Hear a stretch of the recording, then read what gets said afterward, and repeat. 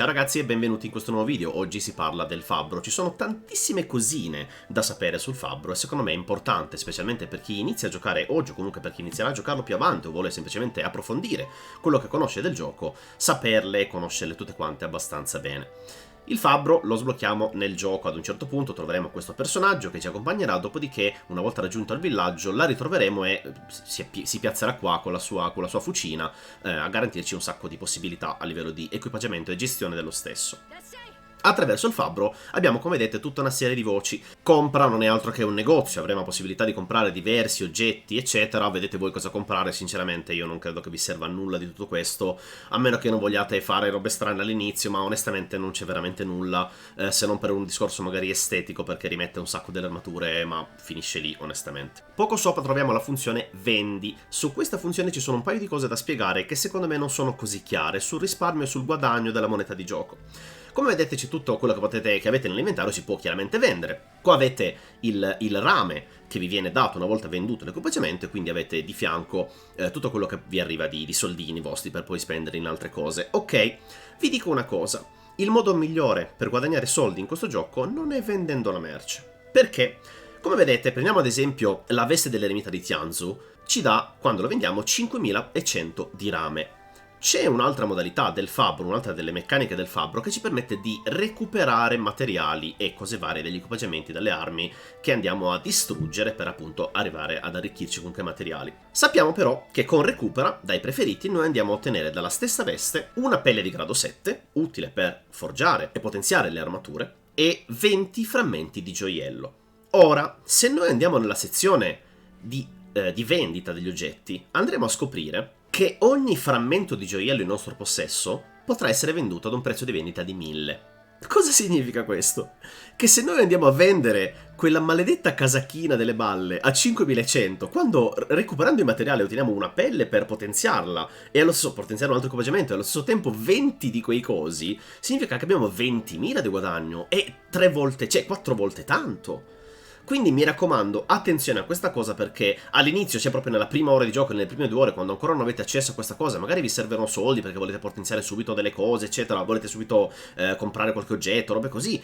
Ok, le prime robe, tanto c'è il loot in questo gioco, ce n'è abbastanza, quindi non è che se li vendete oggi, oddio, non come faccio, non avrò più quelle cose indietro, per carità. Però fateci caso, perché questa cosa vi permetterà sostanzialmente di avere soldi infiniti all'interno del gioco, perché se ogni pezzo vi dà tutte quelle robe lì, voi li vendete, siete a posto. O ricordatevi sempre che quei frammenti servono anche per potenziare le armature, quindi non andate a sprecare qualunque cosa, però visto che arriverete molto probabilmente spesso vicini al cap degli oggetti, fate in modo di buttarne un pochino, di buttarne tra virgolette, di venderne un pochino per recuperare un po' di soldi e quindi poi andare tranquillamente a potenziare gli equipaggiamenti. La funzione di recupero l'abbiamo appena vista, ma riguardiamola un attimino giusto per avere una piccola infarinatura. Ogni oggetto che andiamo a shardare, si dice, a spaccare, a distruggere, a scomporre, ci darà dei materiali. Questo dipende dal tipo di oggetto, dipende se è un'arma o no, se sono armi ci daranno acciaio, cose varie, se sono equipaggiamenti ci daranno le pelli per andare a potenziarli. Questo generalmente funziona in questo modo. Per quanto riguarda invece gli accessori ci daranno generalmente soltanto frammenti di gioiello, però va bene così. Da tenere in considerazione c'è una cosa molto importante per quanto riguarda il recupero degli oggetti. Come vedete di fianco nella schermata c'è essenza di gioielli recuperabile. Quando un oggetto ha un'abilità che può essere recuperata, oltre ad avere la pelle come in questo caso, oltre ad avere i frammenti di gioiello, abbiamo anche la possibilità di recuperare una delle abilità presenti all'interno dell'oggetto. Quindi spacchiamo l'oggetto e recuperiamo questa abilità. Questa cosa tenetela a mente perché è veramente importante. La funzione decora ci permette semplicemente di modificare il nostro equipaggiamento a livello estetico, quindi classico glamour. Cosa significa? Che se io tengo questa casacca qua, ma vedo che i capelli compenetrano perché è fatto in modo orrendo questa cosa, mi dispiace, però è veramente brutto, e voglio decorarla per avere un aspetto diverso del mio personaggio, io posso andare a scegliere uno dei costumi che ho farmato all'interno del gioco e quindi acquisirne il suo aspetto per poi potenziarlo e diventare, trasformarlo e diventare più bello. Quindi se voglio vedermi gli abs del mio personaggio, metto, che ne so, questo qua l'abito artista, e da questo momento in avanti il mio personaggio è più bello che mai. Un po' troppo, forse un po' troppo muscoloso, ma vabbè, non importa, questo è. La funzione incastonatura è probabilmente la funzione più importante all'interno delle meccaniche del fabbro. Quello che vi dicevo prima chiaramente si integra con questo, quindi voi recuperate delle abilità, recuperate degli oggetti e avete la possibilità di trasferirli in altri equipaggiamenti. Ma non solo, il fabbro ci permette di farlo con qualunque oggetto entro il limite del numero di buff che ottengono. A seconda del livello dell'oggetto, l'oggetto avrà più buff possibili. Come vedete in questo caso io ho 4 buff, mentre nel caso dell'arma 5 stelle ne ho 5. Cosa vuol dire? Che posso andare a cambiarne 5, quindi a potenziarmi come voglio io. In questo caso andiamo a prendere, che ne so, quest'arma, la scimitarra del bandito a cavallo, che ne ha solo 3. Possiamo scegliere, vedete, scegli slot per incastonatura, quindi andiamo a prendere uno qualunque di questi che non ci interessano. Ad esempio non ci interessa per la perdita della forza vitale alla morte, quindi non ci interessa risparmiare sulle anime perse alla morte perché siamo fortissimi e non moriamo mai, pazienza, la togliamo. Come vedete di là a destra dello schermo avete anche dei frammenti di gelo che vengono recuperati per aver fatto questa cosa, non c'è nessun costo, c'è solo un guadagno. Voi andate a togliere questo slot e come vedete avete uno slot libero con i punti di domanda. In questo momento voi potete andare a scegliere qualunque delle abilità incastonabili nell'equipaggiamento per andare a potenziare l'arma con qualcosa di più specifico, ovviamente compresi quelli che avete magari tolto da altri equipaggiamenti prima. Come vedete ne ho tanti di altri equipaggiamenti prima, posso inserirli per fare qualcosa, oppure potenziarlo su un elemento particolare, eccetera. In questo caso vi lascio poi le build che ci sono sul canale, date uno sguardo così vi date un'occhiata migliore in questo caso. E tutto qua sostanzialmente. Attenzione perché ci sono alcune abilità che non possono essere messe doppie. Ad esempio togliamo anche questa cosa qua, togliamo anche il brivido. Ok? Adesso abbiamo 2 slot liberi, solo ottenimento rame c'è. Se io vado a mettere danni inflitti, vedete, danni inflitti lo aggiungo 2.3%, prima avevo anche danni da spirito inflitti, ecco, quelle cose lì non staccano.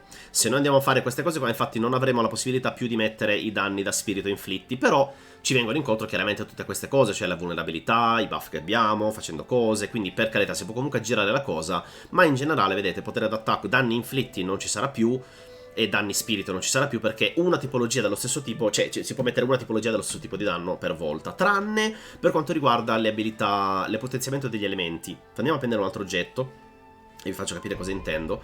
In questo caso tipo effetto negativo via lo togliamo e pausa supporto lo togliamo. E qua abbiamo la possibilità di mettere 2 slot. Io posso mettere una build doppia con, che ne so, tossina e ghiaccio, come l'ultima che ho fatto. Abbiamo tossina e ghiaccio. Posso mettere entrambi i potenziamenti. Questo andrà a potenziare entrambi gli elementi. In questo caso sì, ma il danno come amplificazione generica non si può mettere. Il potenziamento non è altro che un upgrade del vostro equipaggiamento. Fate salire di livello che ne so, in questo caso dal 7 al livello 8 e finisce lì. Aumentano le statistiche, aumenta lo scaling, come vedete qua, del bonus, del tipo di elemento che va a potenziare il danno dell'arma, e in base a quello poi dovete scegliere anche che tipo di build fare. Se avete un'arma che va a scalare tutto su 2 delle 5 fasi, che ne so, legno e acqua, concentratevi magari su quelle 2 per fare una build, altrimenti o cambiate arma, oppure se vi piace quella lì perché vi piace il gameplay, il playstyle ed è tanto forte, va bene lo stesso, però in generale diciamo che avere tanto danno base sull'arma comunque aiuta in generale per quanto riguarda i danni melee durante le skill, le arti marziali eccetera, quindi sicuramente tutto fa. Bene ragazzi, io direi che abbiamo finito. Questo era il video per il Fabio, spero vi sia piaciuto, lasciate un like in caso, mi raccomando, lasciatemi un commento, ditemi la vostra, se ho dimenticato qualcosa, se volete qualcosa di più approfondito per riguardo a qualche opzione specifica. Non dimenticate di iscrivervi e di joinare Discord, e noi ci vediamo al prossimo video. Ciao ragazzi, buon farm su Wulong.